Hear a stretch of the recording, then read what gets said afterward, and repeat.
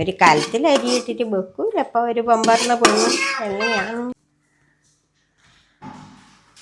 ചോറൊന്നും നമുക്ക് വെച്ചിട്ടില്ല, ആകെ ഉള്ളതായത്.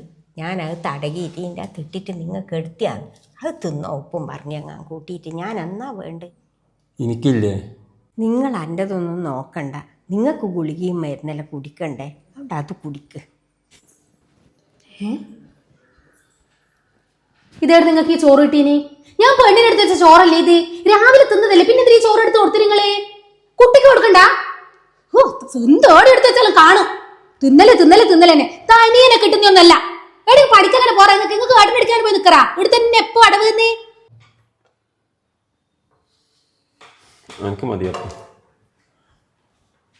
ഏടത്തേക്കായി പോന്നപ്പാട് എണീച്ചിട്ട് ഈ കുഴച്ചിട്ടിൽ ആര് തിന്നാനാ? കാണുന്നില്ല അറപ്പ് അത് പറഞ്ഞ് തിന്നാടുന്നു. ഇവിടെ കളയാനും അരി ചോർന്നില്ല. എന്തിനാണ് മോളെ അച്ഛനോട് ഇങ്ങനെ പറയുന്നത്? നിങ്ങൾ മുണ്ടോണ്ട് നിങ്ങളോട് ഞാൻ പറഞ്ഞല്ലോ. നീയല്ല എത്ര ചോറ് കളയുന്നുണ്ട്. ഇതത്രയോള് പറയുന്ന കേട്ടിട്ട് ആദ്യം തിന്നാനാ നിങ്ങൾ വന്നിനി. പോയിട്ട് അയാറെ തങ്ങാനിരിക്ക്. പറയുന്ന പോലെ കേട്ടിട്ട് രണ്ടാക്ക് നിക്കാൻ കഴിഞ്ഞിട്ട് നിന്നാ മതി. അല്ല ഇപ്പൊ ഇറങ്ങിക്കോ. ഇത് അന്റെ വീടാന്ന്. അന്റെ മോ സോപ്പ് ഇട്ടിട്ടാന്ന് അന്ന് ഞാൻ ഓനെ ഒപ്പിട്ട് കൊടുത്തിനി.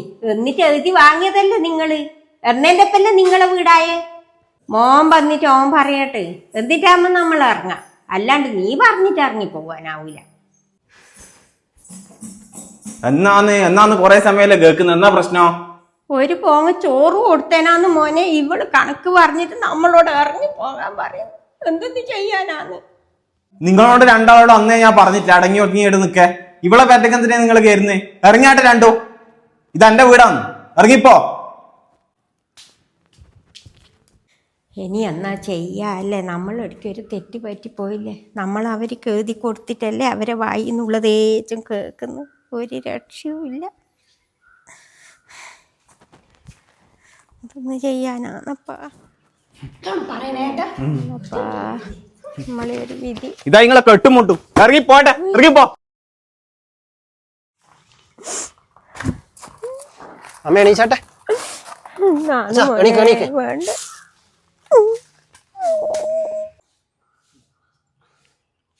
അല്ല ഏട്ടാ, അച്ഛനും അമ്മയും നല്ല സോപ്പിട്ടിങ് കൂട്ടിയാലും ഒരു പ്രശ്നമില്ലല്ലോ നിങ്ങൾക്ക്. ഇപ്പൊ സ്വത്തും മുതലും നിങ്ങൾക്ക് കിട്ടിയ ശേഷം അച്ഛനമ്മനെ പിടിച്ച് പുറത്താക്കിയല്ലേ? അമ്മേനോട് ഞാൻ ഇന്നലെ പറഞ്ഞിട്ടില്ലേ ഏട്ടൻ്റെ അപ്പുറം പോണ്ടാന്ന്. വീട്ടിൽ നിന്ന് കിഞ്ഞങ്ങ് പോയതല്ലേ. ഇപ്പം മനസ്സിലായില്ല അവരുടെ സ്വഭാവം. എന്നാന്ന് മോനെ, നമുക്ക് നിങ്ങൾ രണ്ടാളും ഒരുപോലെയല്ലേ? കേട്ടോ അമ്മ പറഞ്ഞത്. സ്വത്തും മുതലൊന്നല്ല വലുത്, അച്ഛനും അമ്മയാണ്. ഒരു നിമിഷം അവരില്ലാണ്ടിരിക്കണം, അന്നേരം തിരികെ. ഞാൻ ഇത്ര നാൾ എങ്ങനെ നിന്നത് നിങ്ങൾക്കറിയാം. എനിക്ക് സ്വത്തും മുതലൊന്നും വേണ്ട, അച്ഛനമ്മനെ മാത്രം മതി. ഞാനങ്ങ് കൂട്ടി പോയിക്കോളും. ഞാൻ അച്ഛനമ്മേന്റെ പേരൊന്നും രണ്ടും അങ്ങോട്ട് വന്നേക്കരുത്. നിങ്ങൾക്ക് കിട്ടാനും കിട്ടിയില്ലേ, ഞാൻ നോക്കിക്കോളാം അച്ഛനമ്മേനും. വാ അച്ഛാ, അമ്മേ വാ, പോവാൻ നമുക്ക്. പോട്ടെ മക്കളെ. അമ്മ വരുന്നുണ്ടാ, പിന്നെ അവര് നോക്കി നിൽക്കുന്നേ. വാ.